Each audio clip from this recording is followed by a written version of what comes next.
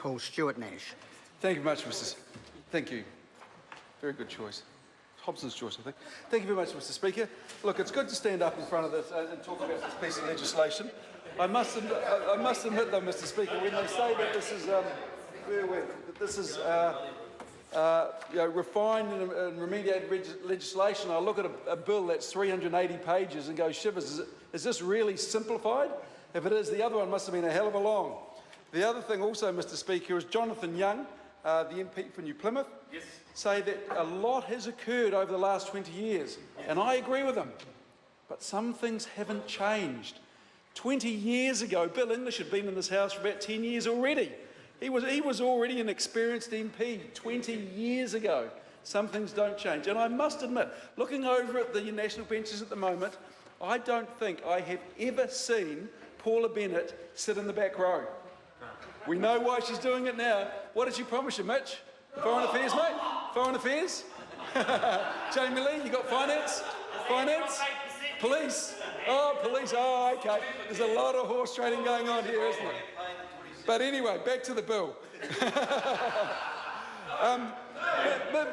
Okay, we'll talk. Okay. Not again. Anyway, a lot has changed, Mr. Speaker, and there's no doubt about it. And a bill that's 20 years old and the way that technology has moved, like a number of members have spoken about, it is important that the bill, such as this, is not prescriptive, because if it is, it goes out of date really, really quickly. I mean, who would have believed 10 years ago that we'd be doing so much on our phones at the moment? In fact, I remember the first time I got a text, I got really annoyed and thought, why don't these people just pick up the phone and call you? And now texts are a great way for communicating when you don't want to speak to someone. But that aside, technology is moving in such a rate, Mr. Speaker, that we can't have a bill that absolutely says, if using a particular advice, this is the things that have to be done. We have to have an enabling piece of legislation that takes into account not only the technology that exists today, which we know will be slightly different from the technology that exists when this bill actually gains its royal assent, which I think is April 2018. So in that period of time, we know that technology will change. Facebook will have updated something. The new model of, well, not Samsung, but the new model of Apple will be out there. The new iPad will be doing things that they can't do at the moment. So we've got to have legislation that keeps up with that.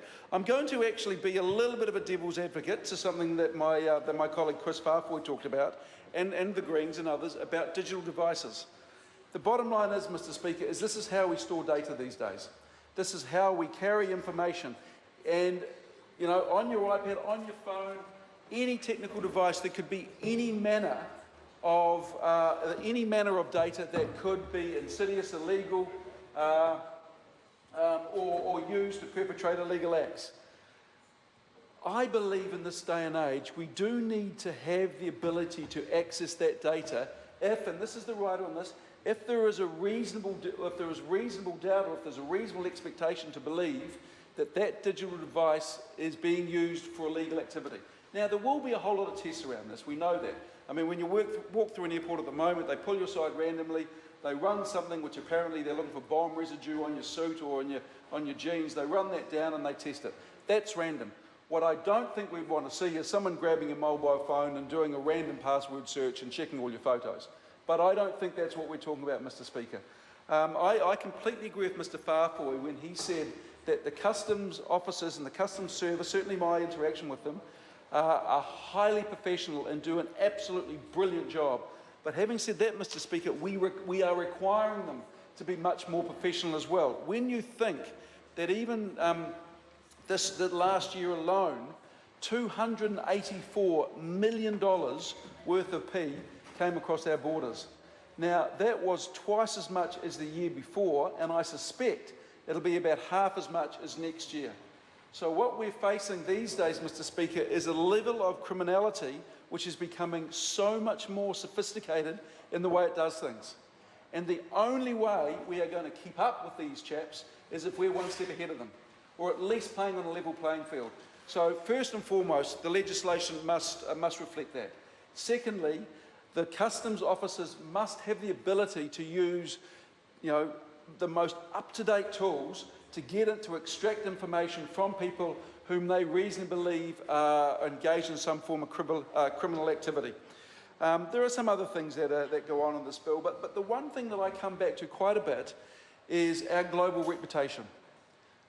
We do have a very good reputation. I do actually think, Mr. Speaker, I'm being serious on this, that I think one of the things that this government has done very poorly is actually proactively manage our global brand. I think some of the things this government has done has devalued the value of our brand, but that's a conversation for another day that I'm happy to have with anyone if they would like me to. But what I am saying, Mr. Speaker, is in the first world, our allies and our friends and other customs services around the world as well expect our customs laws and our customs processes and procedures and technology to be of the absolute highest standard. If we're to be seen as a first world country that is dedicated to going really hard against the people who are bringing in drugs, who are trading in electronic data, who are, heaven forbid, bringing in kiddie porn or anything like this, then we need to be sure not only that we have the technology, but that we're perceived to be first world. That the bad guys out there know that when they come across the border in New Zealand, the odds of them being caught are not 10% like burglaries, but about 99%. Now, let's face reality. People are always going to get through our borders with contraband or illegal stuff or information that we just do not want in this country. However, Mr. Speaker, if we are really that good, and I believe we are, and I believe this legislation goes a long way to getting us there, then let's form an international reputation of having some of the strictest border controls in the world, but fair. And I do look through the regulatory impact statement, and the departmental disclosure statement, and there are some points in here that will be hotly debated by the Select Committee. I have no doubt about that. For example, under the title of privacy issues, there are a number of points that I know as a country we need to be sure are in place but are not used to abuse the system. For example, this bill, according to this, it does create, amend or remove a provision relating to the collection, storage and access to and correction of, use or disclosure of personal information.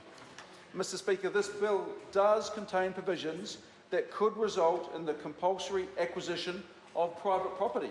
This bill does create or amend decision-making power to make a determination about a person's rights, obligations or interests that are protected at the moment by another law, and this could have significant impact on those rights, obligations and interests. This is acknowledged.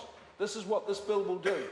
But I also note, Mr. Speaker, that the Privacy Commissioner has been consulted about these provisions, certainly in the development of this piece of legislation.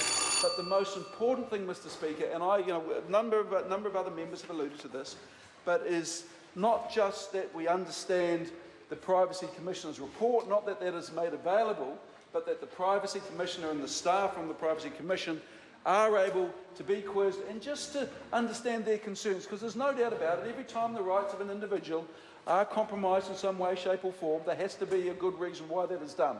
And this bill does do that. But I think looking at the legislation, looking at where we were, looking at where we want to be, and looking at the future, let alone the present, this is a very important piece of legislation that I think is really going to add to our border security. I look forward to it passing through the House, but I also look forward to a number of the concerns that members have with regard to this. Thank you very much. Bye-bye.